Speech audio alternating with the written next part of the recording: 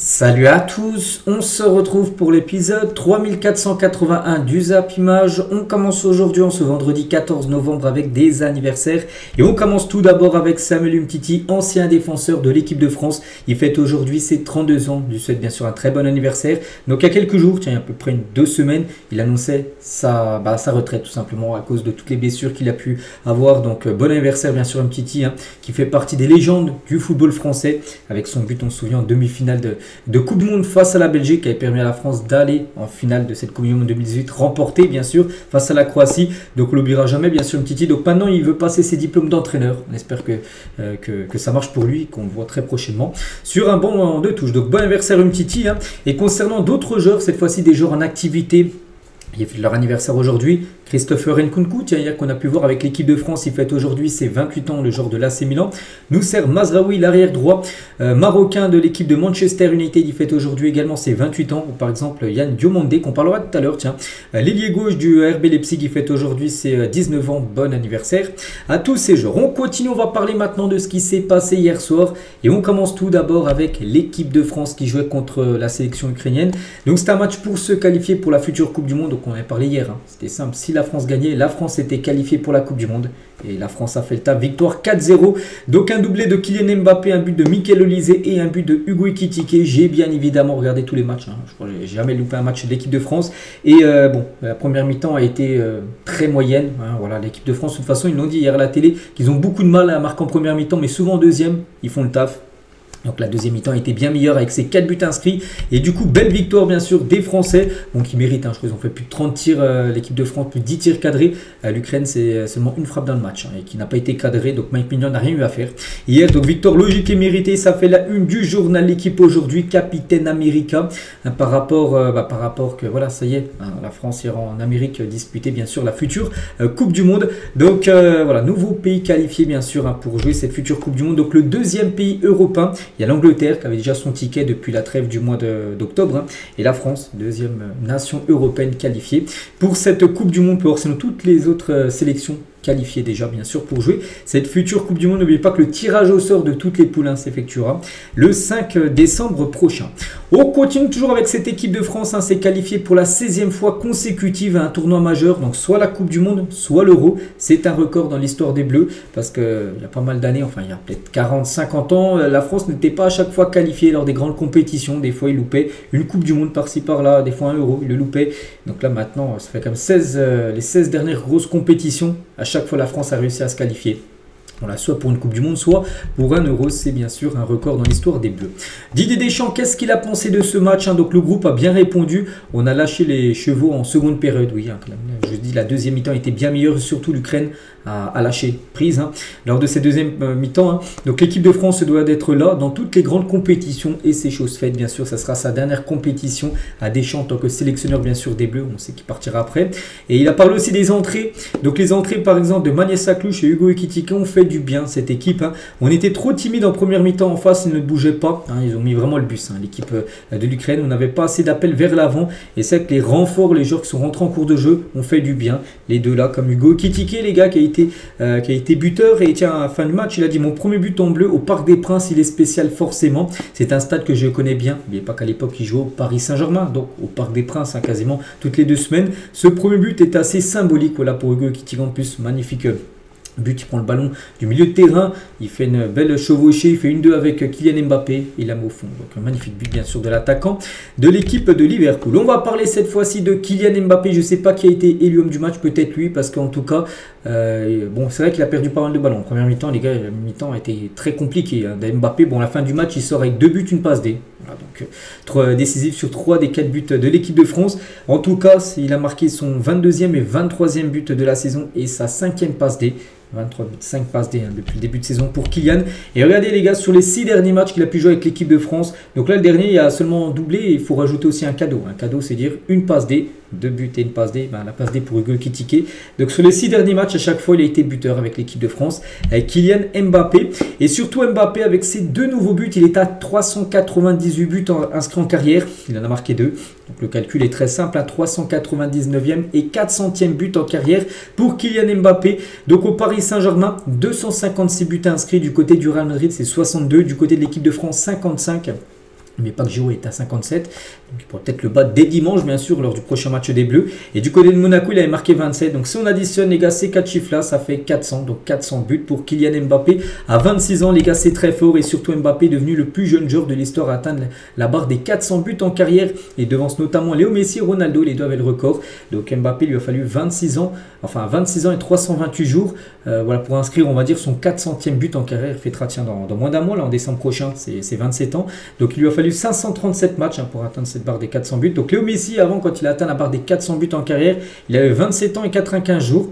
Et Ronaldo, lui, c'était 28 ans et 335 jours. Donc 2 ans de plus quasiment que Kylian Mbappé. Et même Harry Kane, les gars, son 400e but, il a atteint à 30 ans et 274. Mbappé, c'est 26 ans et 328 jours. Donc il fait mieux que tous ces autres joueurs-là. Kylian, donc, il sera peut-être dépassé dans le futur par peut-être un Erling Haaland qu'on parlait tout à l'heure qui continue à marquer but sur but, un attaquant norvégien, mais nous là pour l'instant on parle de Mbappé. Et Mbappé devient le 3e joueur français à atteindre la barre des 400 buts en carrière. Benzema il a 503, Thierry Henry il a fini à 411 en carrière.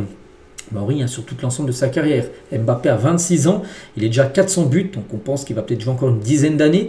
Donc on pense en 10 ans, il en marquera au moins 12 de buts pour dépasser certainement Henry. De toute façon, il dépassera certainement aussi Karim Benzema. Kylian Mbappé avec tous les buts qu'il a pu inscrire. Et 400 buts à la fin du match, il a dit. Hein, donc un joueur à 950, donc 953 exactement. Donc là, il mentionne bien sûr Ronaldo.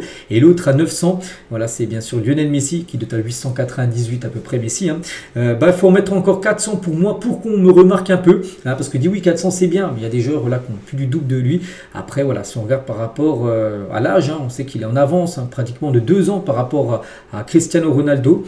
On verra dans le futur, mais il sait qu'il peut en marquer encore beaucoup, bien sûr, Kylian, des buts. Mbappé aussi sur la prochaine Coupe du Monde, ça y est, il a le ticket, bien sûr, pour jouer hein, ce mondial, mais pas qu'Mbappé et la France. Hein. Les 2 dernières Coupes du Monde, ils ont atteint à chaque fois la finale, donc voilà, ça sera bien sûr encore un grand favori pour remporter le titre. Hein. Donc on a tous ce rêve de mettre la 3e étoile sur le maillot, donc une revanche, même si on gagne 2026, 2022, on l'aura toujours pas gagné, ce n'est pas une revanche, bien sûr. Hein. Tout le monde connaît le foot, on peut analyser le foot, même avec ceux qui ne jouent pas, mais jouer une Coupe du Monde, il n'y a que ceux qui en ont joué une qui savent à quel point c'est spécial. En plus, déjà, c'est plutôt rare, c'est tous les 4 ans. Hein, c'est pas comme les Ligues des Champions, on va dire, par exemple, en club, où tu les joues tous les ans. Là, c'est tous les 4 ans. Donc, si tu en perds une, enfin, si tu te fais éliminer tôt ou tu fais une mauvaise Coupe du Monde, il faudra attendre 4 ans de plus pour en participer à une autre. Hein. Pour ça que c'est beaucoup plus spécial, on va dire, une Coupe du Monde. Et surtout, c'est une Coupe du Monde, donc en gros c'est dans le monde entier. Donc c'est un privilège aussi de représenter son pays aux yeux du monde, de continuer à mettre la France sur la carte du monde. On est atteint d'une grande responsabilité, on va représenter tous les Français. Voilà ce qu'il a pu déjà dire hein, sur cette Coupe du Monde qu'il a pour objectif, bien sûr, Kylian. Hein. Et l'objectif des Bleus pour la Coupe du Monde est clair hein, pour Kylian Mbappé, aller au bout du tournoi, parce que souvent l'équipe de France, voilà, vu que c'est une grande nation du football, à chaque fois l'objectif, hein, que ce soit pour les Euros ou les Coupes du Monde, c'est le dernier carré. Le dernier carré, c'est au moins la demi-finale. Si tu te fais sortir en quart, en 8e, en poule, c'est que ta compétition a été loupée. Il a dit, hein, je ne comprends pas ce truc de demi-finale comme objectif à la Coupe du Monde. Non, il dit, lui, l'objectif, c'est de gagner. Donc, si l'objectif, c'est demi-finale, on va en demi-finale, on s'arrête, on rentre. Non, l'objectif, c'est de gagner, bien sûr, la Coupe du Monde. C'est le rêve de tout le monde. Hein. Je pense que les 48 équipes viennent pour gagner. N'oubliez pas qu'il y aura 48 équipes hein, l'année prochaine, contre 32 à l'heure du Qatar. Il y aura 16 équipes en plus. Hein. C'est pour ça que ce sera une Coupe du Monde beaucoup plus grande, hein. Enfin, en termes d'équipes qualifiées. Donc, si on va en demi, on ne va pas dire que l'objectif est rempli. Lui, il va là-bas pour gagner. Voilà, on espère bien sûr que la France hein, performe parce qu'il y a quand même des doutes. Oui, hier la deuxième mi-temps était bonne, mais c'est vrai que sur certains matchs, quand même le match d'hier, hein, première mi-temps, même sur certains matchs, l'Islande, je ne l'ai pas oublié, hein, ce match lors de la trêve du mois d'octobre, hein, il y a eu quelques inquiétudes, mais bon, on verra parce que souvent la France répond présent quand c'est les grands matchs, on va dire, de Coupe du Monde ou Euro. On espère que ça sera la même chose l'année prochaine. Toujours avec Kylian, les gars. Donc il parle, il dit, hein, c'est un geste de rat que j'ai fait, je vais devoir me cacher un peu plus. Qu'est-ce qu'il a fait? Pourquoi il dit ça? En gros, voilà, Kylian Mbappé a piétiné le point de pénalty pendant que l'arbitre regardait la VAR pour siffler un péno pour l'Ukraine, parce que l'Ukraine aurait pu avoir un pénalty. Bon, pour moi, il n'y avait pas péno. Je ne cache pas, vraiment, je l'aurais dit s'il y aurait eu un péno, mais sur le contact d'Upamecano avec l'attaquant, c'est peut-être leur seule occasion. Voilà, l'arbitre est parti voir la VAR. Upamecano ne touche pas du tout le pied du joueur ukrainien, il touche le ballon, donc... Voilà, après pour moi il n'y a pas péno, je pense que l'arbitre a pris la bonne décision, hein, il est parti voir la VAR, il a dit qu'il n'y avait pas péno, mais regardez lui il se disait peut-être qu'il allait avoir péno et du coup il a piétiné en gros le point de pénalty, donc il a dit je tire pas mal de pénalty, je suis à peu près, enfin je sais à peu près la zone de pied d'appui, et voilà, et bien sûr il a piétiné ça pour que potentiellement le joueur ukrainien glisse lors de son penalty. Bon, il n'y a pas eu de penalty, donc du coup on n'a pas pu voir ça. Mais on a fait ça de temps en temps et que c'est un peu un geste de rat. Voilà ce qu'il a pu dire. Kylian Mbappé. On continue toujours avec cette équipe de France. On va parler aussi de Mikel Olise, buteur face à l'Ukraine. Donc 4e but avec les Bleus. Voilà, félicitations bien sûr à Olise qui a fait un match plutôt correct, pas non plus un énorme match. Voilà, je sais qu'il peut faire beaucoup plus. Il a perdu pas mal de ballons. La première mi-temps était compliquée comme le reste des Bleus. Après ça a été un peu mieux, bien sûr, quand il y avait plus d'espace. Là tu sens qu'il est beaucoup plus à l'aise, bien sûr, Olise. Et les deux ont obtenu comme des belles notes aujourd'hui dans le journal L'équipe. Un 8 sur 10 pour Mbappé et 7 sur 10 bien sûr pour Mikel Olise. Les autres notes, tiens, donc Mike Maignan 5, bon après il n'a rien eu à faire. Voilà, tu vas pas le mettre 10 sur 10 ou 0 sur 10, donc tu coupes la poire en deux, 5 sur 10, voilà. Donc Jules Koundé 4, Saliba ou Upamecano, c'était très solide derrière. Voilà, ils n'ont rien laissé aux attaquants bien sûr de l'Ukraine, donc 6, Lucadine c'est 5. C'est vrai que les latéraux du côté des Bleus, c'est peut-être le point faible comme de l'équipe de France. Voilà, quand, je sais pas, bon, je dis le PSG, c'est quand tu passes de Hakimi ou Nuno Mendes, bon c'est vrai qu'ils ne jouent pas dans le même pays, mais quand tu passes après de Koundé à Digne, c'est quand même compliqué. On peut voir bien sûr le niveau énorme comme d'Hakimi, de Nuno Mendes, elles sont très loin Koundé et Digne, du niveau des deux. Donc Manu Koné 4, en plus il a pris un jaune, il sera suspendu pour le prochain match. N'Golo Kanté qui a fait un gros match, Kanté 6, j'aurais même mis 7, il a récupéré énormément de ballons et en plus souvenez-vous quand j'avais vu qu'il était dans la liste, il y a quelques jours j'avais dit je suis content qu'il soit là, je veux qu'il fasse vraiment une belle trêve, qu'il soit là pour la Coupe du Monde, parce que pour moi c'est un cadre des Bleus. Après est-ce qu'il sera titulaire pour la Coupe du Monde, j'en sais rien, mais au moins qu'il soit dans le groupe. C'est un joueur, tu peux le faire rentrer bien sûr à la 60e pour te sécuriser un match. Il sera beaucoup de ballons et il l'a fait hier sur tout le match. Donc Olise 7, Ryan Cherki 4, Barcola 6, Mbappé 8 et Deschamps 6 par rapport à ses choix. Et par rapport, tiens, Ryan Cherki a obtenu une note de 4. C'est le seul, on va dire, dans le quatuor offensif là, des 4 attaquants à avoir en dessous de la moyenne. Donc lui dans l'équipe, donc l'influence de Ryan Cherki face à l'Ukraine a été trop intermittente. Il a eu tendance à ralentir le jeu. Son jeu est à risque, un joueur de sa dimension doit être plus juste techniquement. Voilà, c'est vrai qu'il a perdu quand même beaucoup de ballons en premier mi-temps. Après, il y a du mauvais, il y a aussi des bonnes choses qu'il a pu faire. Mais voilà, en gros, pour moi, ça a été quand même un cran en dessous par rapport à d'autres joueurs, bien sûr, en attaque pour Ryan Cherki. Kanté, 34 ans, face à l'Ukraine, regardez son match. Donc une passe D, 94% de passes réussies. Donc la passe D, c'est pour Mikel Olise. Donc 6 duels gagnés sur 8, 100% de dribbles réussis, 9 interceptions, 4 tacles réussis. Vraiment un très bon match de la part d'N'Golo Kanté. On va parler de Jules Koundé. Donc lui, ça a été compliqué. Koundé, c'est vrai que voilà, c'est un peu moyen. Même au Barça, on a pu le voir depuis le début de saison, c'est compliqué. Et Koundé, les gars, rentre à Barcelone pour se reposer. Voilà. Donc comme Manu Koné, le latéral droit des Bleus, est suspendu pour affronter l'Azerbaïdjan. Koundé et Kamavinga seront absents pour le prochain match des Bleus. Il a dû prendre un jaune hier, je sais pas, fait attention. Et du coup, il sera suspendu pour le prochain match. Donc comme ça, il pourra aller se reposer du côté de Barcelone. Et la France sans Kamavinga aussi ni Koné. Donc Koné, j'ai dit, il a pris un jaune, donc suspendu prochain match. Et Kamavinga, donc il n'a pas joué hier. Il est incertain et du coup, il quitte le rassemblement parce qu'il est blessé. En gros, le milieu de terrain est forfait face à l'Azerbaïdjan. Et rentre donc à Madrid. Il n'y a pas de risque pris, surtout que là, c'est un match maintenant pour du beurre, vu que la France est qualifiée. Pour lui, c'est retour à Madrid. Il n'aura pas joué la moindre minute. Eduardo Camavinga. Et toujours sur ce match, les gars, donc à nos 132 étoiles du 13 novembre, donc le public du Parc des Princes rend hommage aussi aux personnes décédées. Il y a une minute de silence en plus qui a été respectée. C'est rare maintenant dans les stades que les minutes de silence soient respectées. Donc souvent, des fois, on entend des gens crier. Là, vraiment, il n'y a eu aucun bruit par rapport à ce qui s'est passé quand on était hier, il y a 10 ans, jour pour jour. Et voilà, quelques photos. On a pu voir la Tour Eiffel, bien sûr. Qu'on n'oubliera jamais ce 13 novembre, bien sûr, 2015. À noter que le collectif Ultra Paris a rendu aussi hommage, donc le CUP, les supporters du PSG, aux attentats, enfin, aux victimes bien sûr des attentats du 13 novembre 2015. Et à noter, les gars, pour finir avec l'équipe de France, à noter, vu que l'équipe de France, j'avais parlé hier, si elle se qualifiait, on va dire, il pourrait avoir un France-Brésil. Du coup, le match devrait bien être organisé. Du coup, l'équipe de France devrait bien affronter le Brésil à Boston le 28 mars prochain. Ce sera aux États-Unis. Ça sera quelques semaines avant la Coupe du Monde. Ce sera pour déjà les s'acclimater aux États-Unis pour les Français. Voilà, le match devrait être annoncé officiellement, enfin programmé là, dans les prochains jours. On continue avec d'autres sélections européennes, toujours. Tiens, on continue avec le Portugal. Portugal joue en Irlande, j'ai pas vu le match, parce que je regardais plutôt l'équipe de France, mais le Portugal a été battu. À noter que si le Portugal s'imposait hier, ils étaient qualifiés également, il faudra attendre pour le Portugal. Défaite 2-0 en Irlande avec un doublé de Parrot. Voilà, ce joueur, je sais pas trop où il joue, dans quel club, mais bon, il a marqué le doublé. À noter que CR7 a pris rouge, Cristiano Ronaldo a pris rouge à l'heure de jeu. Et du coup, voilà, concernant cette équipe du Portugal, il reste un match. Voilà, donc le Portugal doit absolument s'imposer contre l'Arménie. Donc là, Ce sera, je crois, dimanche, hein, un Portugal-Arménie, il faut absolument gagner. Donc s'ils gagnent, ils seront qualifiés. Ils ont toujours leur destin entre leurs mains. En plus, ça sera chez eux, ce sera contre l'Arménie. Normalement, ça devrait le faire. Après, ça reste un match de football. On sait que tout peut arriver. Donc voilà, victoire obligatoire du Portugal hein, ce week-end pour valider leur ticket. On va parler de Cristiano Ronaldo est exclu, hein, bien sûr. Donc soirée cauchemar, bien sûr, jusqu'au bout pour le Portugal. Donc CR7, est-ce que maintenant c'est un fardeau pour le Portugal? J'en sais rien. Pour moi, bon, après les titulaires, tant mieux pour lui. Pour moi, les gars, je pense que Ronaldo devrait plutôt être un remplaçant. Voilà, c'est bien sûr, il a fait une magnifique carrière. Pour moi, voilà, Ronaldo, tu mets remplaçant, tu le fais rentrer en fin de match. Là, après, voilà, Roberto Martinez, il sait l'influence de CR7, donc il le met titulaire à tous les matchs, bien sûr. Mais voilà, en tout cas, il a pris rouge hier, les gars. Et voilà, Roberto Martinez minimise hein, le geste de CR7. En gros, c'est pas sur un tacle, hein. Juste, il a poussé un peu un défenseur. Il essaye de repousser le défenseur. Il n'y a aucune violence dans son geste. Voilà, en gros, ce qu'a pu répondre le sélectionneur voilà, sur CR7. Hein. Et à noter que Ronaldo, les gars, pourrait manquer le premier match de la Coupe du Monde avec le Portugal. Donc, suite à son carton rouge hier soir contre l'Irlande, hein, il devrait écoper de 2 matchs de suspension et potentiellement manquer le premier match hein, du mondial si le Portugal se qualifie directement pour la Coupe du Monde, parce que là il y a un match hein, bien sûr dimanche contre l'Arménie jeudi, donc il ne sera pas là vu qu'il a pris rouge, et l'autre match il devrait être absent. Donc oui, il y a une trêve au mois de mars, vous allez me dire hein. Au mois de mars, si le Portugal est qualifié, ça sera 2 matchs amicaux. Donc les matchs amicaux ne comptent pas au carton rouge.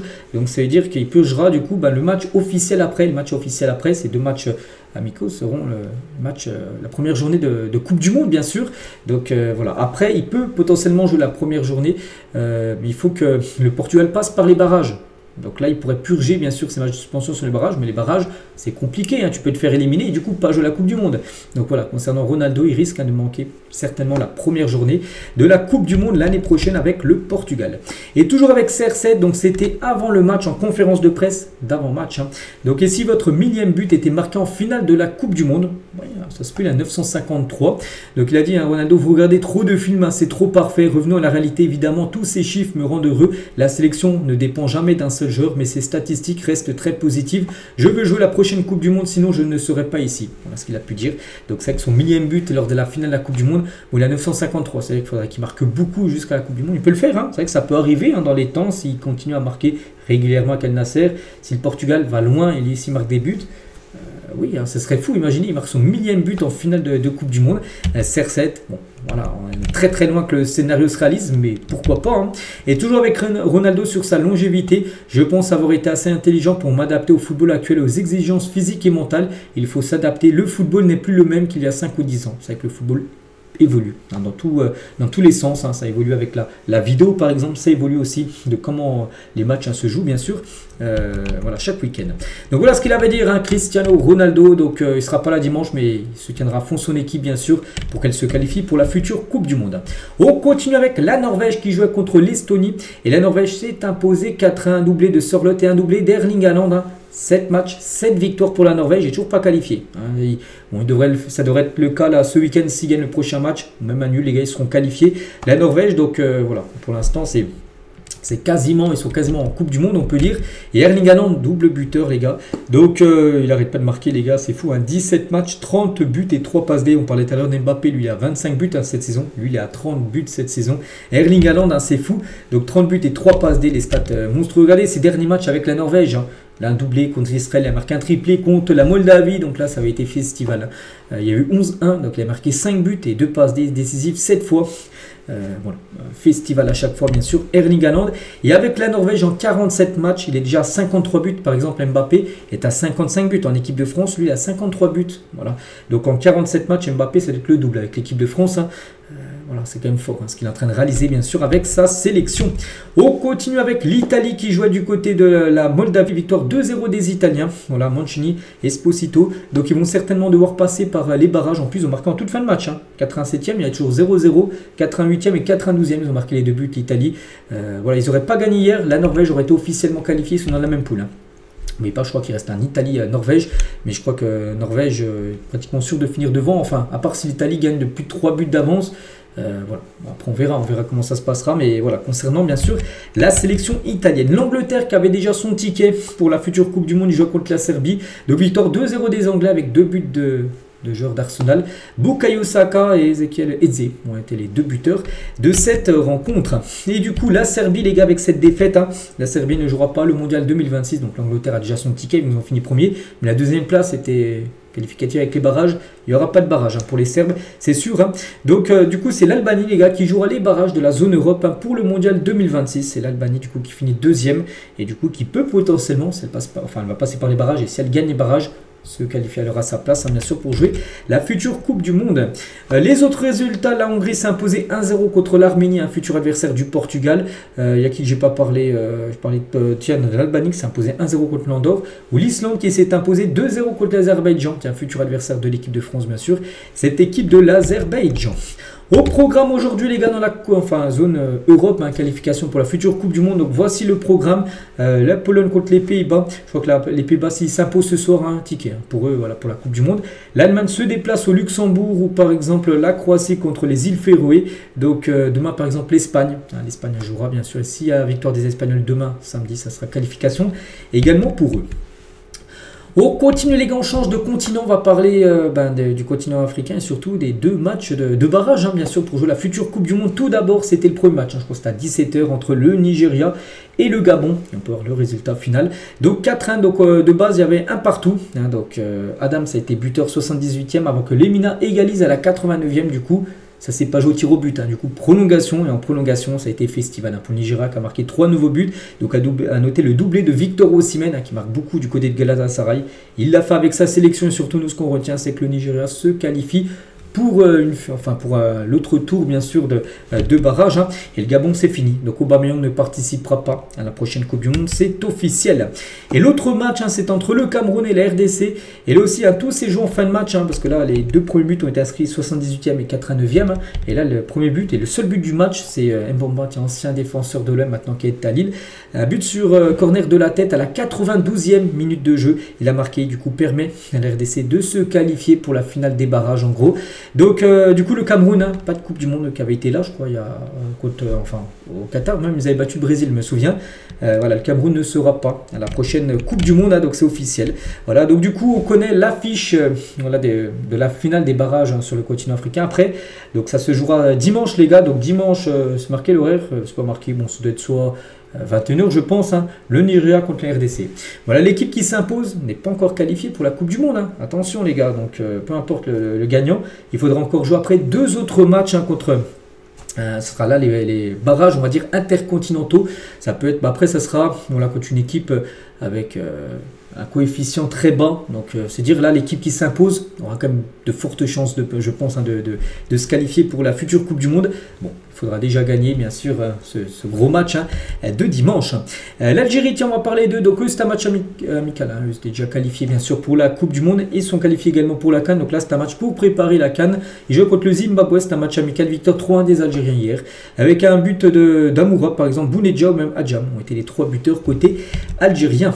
Au programme aujourd'hui, donc là il y a plein d'autres matchs aujourd'hui, bien sûr des matchs amicaux, tout ça, mais également la Coupe du Monde du 17. Souvenez-vous, on en parle depuis plus d'une semaine, donc ça a commencé même le 3, donc ça fait même 11 jours que ça a commencé, et là ça y est, on passe au 16e de finale, et voici le gros programme aujourd'hui, 13h30 par exemple, le Portugal contre la Belgique, donc là c'est les matchs élimination directe, l'équipe qui perd, c'est fini. Donc la France joue contre la Colombie, voilà, aujourd'hui à 14h30, l'Argentine contre le Mexique, ça va être chaud bien sûr cette rencontre, le Brésil contre le Paraguay, les États-Unis contre le Maroc, même le Mali joue contre la Zambie. N'oubliez pas que cette Coupe du Monde 17 se déroule du côté du Qatar. Donc on parlera bien sûr de tous ces résultats demain, bien sûr samedi. Donc demain il y a encore une autre tranche de matchs qui se joueront bien sûr avec les autres 16e de finale. On continue les gars avec une date, c'était il y a 13 ans jour pour jour, c'était un 14 novembre, et Zlatan Ibrahimovic marquait un magnifique but et surtout il marquait déjà un quadruplé, 4 buts contre l'Angleterre, dont un retourné, regardez où il est, tout en haut là on peut le voir en train de tenter de retourner, il l'a tenté et il l'a marqué, mais là il a plus de 35 mètres, facile, 35 mètres des buts. On peut voir que Joe Hart, le gardien en rouge, il était totalement, il était sorti, mais il a pris un sacré lob de Zlatan. Voilà, ce but incroyable les gars, c'était il y a 13 ans jour pour jour, ce magnifique but. On va parler de Lionel Messi, donc actuellement l'Argentine est actuellement en Espagne à Elche, où ils se sont entraînés hier, et 25 000 fans se sont rendus à Elche pour assister à l'entraînement de Léo Messi et de l'Argentine, mais pas que l'Argentine jouera contre l'Angola, ce sera un match amical, il a prévu là-bas, je crois que l'Angola va payer plus de 12 millions d'euros pour affronter l'Argentine en Angola. Donc en tout cas là, ils se sont entraînés là, ces derniers jours en Espagne, l'équipe de l'Argentine, et on peut voir que Messi était du côté du stade d'Elche.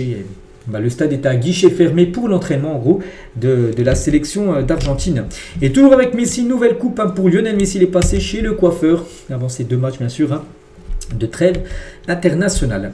Et toujours avec lui, on apprend que Juan Laporta, le président du FC Barcelone, nous voulons construire une statue Messi au nouveau Spotify Camp Nou. Voilà, donc on sait qu'il y a par exemple Thierry Henry, là, sa statue devant le stade d'Arsenal. David Villa, une statue devant le stade par exemple de Manchester City. Messi il aura une statue, ce sera la première qui sera faite. Il n'y a pas de statue devant le stade du Camp Nou. Et il y en aura une de Messi, les gars, qui devrait être faite très prochainement. Toujours du côté de Barcelone, les gars, on va parler de bonnes nouvelles. Tiens, Ruan Garcia et Rafinha seront de retour face à Bilbao. Bilbao, c'est samedi prochain, bon, pas le samedi demain, dans 8 jours. Voilà, en gros, on est le 14 et le 22, voilà, samedi 22. Donc les deux, les gars, qui sont blessés comme depuis pas mal de temps. Les deux sont blessés quasiment depuis 1 mois et demi, 2 mois à peu près. Et les deux devraient revenir pour ce match. Ça, c'est une très bonne nouvelle, bien sûr, pour le Barça. Notez que Lamine Yamal aussi devrait être là pour le match contre Bilbao le 22 prochain, lui qui a été forfait là, lors des 2 matchs, bien sûr, de la sélection espagnole. Et concernant Pedri, et ça aussi, c'est une bonne nouvelle, les gars, devraient être de retour de blessure plus tôt que prévu. De base, les gars, on évoquait 6 semaines d'absence. Il devait revenir quasiment aux alentours du 6 ou 7 décembre contre le Betis Séville, et il pourrait peut-être revenir dès la fin de la trêve internationale. Donc c'est dire il pourrait revenir en même temps que Lamine Yamal, en même temps que Ruan Garcia et Rafinha. Donc là c'est très bonne nouvelle bien sûr pour le Barça de retrouver quasiment tous ces cadres pour les prochains matchs. Et toujours tiens avec Pedri, notre petite info concernant sa maman, tiens, qui est cuisinière certainement. Ma mère elle m'oblige à me raser la barbe les jours de match. Elle veut pas un Pedri les gars, un peu barbu, un peu comme moi. Non, lui dès que c'est un petit peu poussé, il passe. Voilà, il est obligé de se raser. C'est sa mère bien sûr qui l'oblige. On continue avec un autre blaugrana, Rafinha. Je pense que j'aurai la chance de gagner le Ballon d'Or à l'avenir, même s'il aurait pu le gagner bien sûr lors du dernier, vu les stats qu'il a eu saison dernière. Il a fini 5e, n'oubliez pas. Le football est fait de cycles. Je crois qu'il me reste encore de nombreuses années pour atteindre de nouveaux objectifs. Je vois cette 5e place comme une source de motivation, pas comme une pression. Je connais mon potentiel. Il sait qu'il peut refaire une saison comme il a fait saison dernière. Bon là il peut la faire cette saison. Après c'est compliqué. Pourquoi? Parce qu'il a déjà loupé 2 mois à cause de blessure. Donc 2 mois, c'est-à-dire que tu ne joues pas de match et tu marques pas le but ni de passe D. Donc voilà, pour avoir les stats de saison dernière où il n'a pratiquement pas été blessé, ça sera compliqué bien sûr pour Rafinha. On va parler de Xavi, les gars. Revient sur ce qui n'a pas fonctionné quand il entraînait le FC Barcelone. Donc mon erreur a été de maintenir des normes élevées pendant seulement 1 an. Je l'ai fait de mon arrivée jusqu'au sacre en Liga et en Supercoupe. Après mon départ, j'ai réalisé mon autocritique et je me suis dit bon sang, qu'est-ce qui m'est arrivé en gros. J'ai commencé ma carrière d'entraîneur au Barça en imposant des exigences élevées aux joueurs. Il demandait beaucoup aux joueurs et au club car celui-ci sortait d'une période, souvenez-vous quand il a pris le Barça est en crise totale. Je crois qu'il a récupéré l'équipe à la 8e position. Bon, il a réussi à finir dans le top 4 pour jouer au moins la saison d'après la Ligue des Champions. L'année d'après, il a même gagné la Liga. Mais voilà, donc du coup, il a demandé beaucoup aux joueurs la première année. Et la deuxième année, il a demandé moins aux joueurs. Et en gros, il dit que c'est pour ça en gros que ça a floppé, cette équipe du Barça. Et il dit, plus j'ai baissé mes normes élevées, et les joueurs n'affichaient plus la même attitude, parce qu'il en demandait moins aux joueurs, le même respect, le même effort. Les normes ont continué à baisser jusqu'à ce que lors de ma dernière saison, nous ne remportions aucun titre. Ça a été la saison blanche bien sûr pour le Barça. J'ai beaucoup appris de cette expérience, j'ai dû faire mon autocritique. Voilà, donc il regrette à n'avoir pas voulu encore autant de ses joueurs comme ce qu'il avait fait lors de la première année. Il a demandé moins la deuxième année, puis ça a été après bien sûr son départ. On continue les gars avec toute autre chose officielle. Voici les nominés pour le prix Puskás 2025, le plus beau but de l'année. Donc même s'il reste encore, moi je sais pas pourquoi, c'est comme maintenant que tu le désignes, parce que oui, le trophée FIFA The Best, enfin la cérémonie se fera en décembre, donc il faut bien sûr le vainqueur, mais tu peux encore marquer un magnifique but peut-être là, alors qu'il ne sera pas dedans, alors qu'on est sur l'année 2025. Bref, donc voici tous les joueurs qui peuvent mériter à noter, des joueurs connus, enfin deux surtout. Declan Rice face au Real, souvenez-vous le coup franc, il a marqué 2 coups francs saison dernière en Ligue des Champions, donc je ne sais plus si c'est le premier ou le deuxième, qui est parti en pleine lucarne. Il peut être élu plus beau but de l'année. Et celui de Lamine Yamal face à l'Espagnol Barcelone, c'est un match de championnat où il a pris le ballon, il a dribblé 4, 5, 6 joueurs de l'Espagnol pour marquer. Sinon d'autres joueurs, après c'est peut-être des joueurs un peu moins connus, mais ils ont marqué aussi des sublimes buts. Voilà, on peut voir chaque joueur. Voilà, parmi tous ces joueurs-là, un remportera tout simplement le prix Puskás 2025. On continue les gars, on va parler de Daniel Riolo, donc commentateur sur RMC. Donc valide la piste d'Ayot Upamecano pour le PSG. On sait que le PSG aimerait Upamecano qui est libre en fin de saison. Il a dit évidemment que c'est le joueur qu'il faut aller prendre là. Donc soit les dirigeants bavarois réussissent à le séduire, il reste au Bayern dans le prolongeant. Parce que c'est quand même un club extraordinaire, bien sûr le Bayern. C'est quand tu es au Bayern actuellement, peut-être la meilleure équipe du monde. Pourquoi aller ailleurs ? pourquoi venir même au PSG, alors qu'au Bayern, tu gagnes pratiquement tous les matchs. Hein. Mais si toi, dans la bataille de séduction qui va être entamée, il a envie de revenir en France, hein, n'oubliez pas qu'il joue à Valenciennes, dans le passé c'est lui, peut-être qu'il a envie de faire son retour en France, là, Upamecano, et bah oui, pour le PSG, c'est fantastique d'accueillir peut-être un joueur du calibre de Upamecano, et surtout gratuitement. Bon, il touchera une prime à la signature, bien sûr, mais il pourrait arriver peut-être pour 10 millions d'euros que tu lui donnes en prime à la signature. Voilà, donc voilà. Maintenant, on verra. On verra ce que décidera tout simplement le défenseur français qui a été bon hier, hein, lors du match, bien sûr, contre l'Ukraine. D'après Fabrizio Romano, il dit que Pep Guardiola, l'entraîneur de Manchester City, apprécie beaucoup le profil de Rodrigo. On sait que Rodrigo, on en parle depuis plusieurs jours, les gars, qui pourraient peut-être et certainement partir, soit l'été prochain, ou peut-être même avant, peut-être en janvier prochain. Donc, en tout cas, du côté de City, Guardiola apprécie beaucoup le profil de Rodrigo. Yann Diomandé, tiens, qui fête aujourd'hui son anniversaire, on en parlait tout à l'heure, il fête aujourd'hui ses 19 ans, j'ai dit qu'on en reparlait, et ben c'est là. Et bah, suscite déjà l'intérêt de plusieurs grands clubs. Hein. Le RB Leipzig l'évalue à 100 millions d'euros. Liverpool, City, le Barça, le PSG et le Real Madrid surveillent tous le joueur de 19 ans. Voilà, c'est un joueur, un ailier. Donc voilà, pisté par les plus grandes équipes, on va dire, européennes. Le Bayern Munich surveille aussi la situation d'Alejandro Grimaldo, défenseur gauche espagnol du Bayer Leverkusen. Hein. Cette saison, c'est quand même 4 coups francs directs marqués. Hein. Depuis août, il a marqué 4 coups francs directs. Je ne sais pas si vous vous rendez compte, c'est fou. Hein. Mais moi, même dans le jeu aussi, il est très bon. Hein. Son contrat expire en 2027 hein, et une prolongation à Leverkusen est actuellement peu probable, donc c'est pour ça que l'année prochaine en 2026 il ne restera plus qu'un an de contrat et Leverkusen peut-être pour éviter de le perdre libre hein, en 2027 il pourrait peut-être le vendre et le Bayern hein, sera intéressé. L'Arabie Saoudite pourrait revenir à la charge pour Robert Lewandowski cet été. Le joueur avait déjà refusé une offre de plus de 100 millions d'euros l'été dernier en salaire. Hein. Il aurait pu toucher oui la moitié de ce que touche Ronaldo, bon, on touche 200 Ronaldo, il aurait pu toucher plus que Benzema. Benzema il a 80 à peu près par an. Hein. Donc là 100 c'est quasiment du 10 fois plus que ce qu'il touche du côté du Barça. Donc oui, ça peut faire réfléchir, hein, surtout pour un joueur de 37 ans, signer peut-être un dernier gros contrat avant de partir en retraite. Officiel, Roberto Mancini, le nouvel entraîneur de l'équipe d'Al-Sadd. Voilà, c'est une équipe au Qatar, hein, on pense bien sûr aussi. Là, le salaire doit être énorme, bien sûr, pour l'ancien coach, par exemple, de la sélection italienne. William Pacho a signé sa prolongation de contrat avec le PSG jusqu'en juin 2030. Ça y est, c'est signé. L'annonce officielle, on peut voir, hein, devra intervenir dans les prochains mois parce qu'en gros, le PSG a pour l'habitude, quand ils annoncent bien sûr des prolongations, de regrouper pas mal de joueurs. Ils n'en annoncent pas une seulement. Hein, ils vont prolonger d'autres joueurs. Puis dès qu'il y en aura 3 ou 4 qui auront prolongé officiellement, ils annonceront tout en même temps. Voilà. Donc, en tout cas, il aurait signé là cette semaine sa prolongation jusqu'en 2030 hein, du côté de Paris. On continue avec le youtubeur américain Ishospeed. Hein, et quand on lui demande son top 5 de footballeurs, meilleur footballeur de l'histoire. Donc déjà Ronaldo c'est un grand fan de CR7, il le met en numéro 1, Neymar numéro 2, Ronaldinho numéro 3, Rafael Leao numéro 4 et Harry Maguire numéro 5. Son choix bien sûr très surprenant. On continue avec Victor Roque, revient sur son passage au Barça et évoque le futur en espérant un retour en Europe. À mon retour d'Europe, j'étais dans un mauvais état psychologiquement, sans confiance en moi. Mon transfert au Barça, il a dit, ce n'était pas une question d'argent. Il me reste encore 10 et 15, enfin entre 10 et 15 ans de carrière si Dieu le veut. Donc ce n'est pas le moment de ressasser bien sûr hein, qu'il a floppé au Barça. Enfin surtout il n'a pas eu tant de jeu. C'était compliqué de jouer si l'entraîneur ne te fait pas confiance. Hein. Chaque athlète rêve de jouer pour un club comme Barcelone, l'un des meilleurs clubs au monde. C'est un rêve, mais en tout cas, voilà, c'était compliqué, on sait, hein, voilà pour Victor Roque. On continue avec Manchester United qui a entamé des négociations avec Jorge Mendes pour signer Karim Adeyemi. Voilà, les Red Devils seraient très intéressés pour signer le joueur de Dortmund. Et on finit aujourd'hui avec Pierre-Emile Hojbjerg, donc le milieu de l'Olympique de Marseille. Hein. Il a dit on veut battre le PSG, on veut être devant eux. Donc on les a déjà battus cette saison, c'est vrai, en Ligue 1, une victoire de Marseille 1-0, on se souvient. Hein. Ça avait été en septembre dernier, même le 21, ça a été la veille de la cérémonie du Ballon d'Or, on se souvient. Enfin, même le match était joué même le 22. Hein, souvenez-vous, c'était lors de la cérémonie. Donc bref, ce n'est pas facile, mais on fait ce qu'on peut pour avoir le meilleur Olympique de Marseille possible. Donc voilà, il veut vraiment finir devant le Paris Saint-Germain au classement cette saison. Donc pour l'instant, l'OM est deuxième, le PSG premier. Je crois qu'il y a 2 points d'écart entre Marseille et Paris sur cette Ligue 1. Donc voilà les gars ce qu'il y a à dire aujourd'hui. J'espère que ça vous a plu. On se retrouve demain, bien sûr, demain samedi. Hein. Pour le prochain numéro, je vous souhaite une bonne journée et à demain.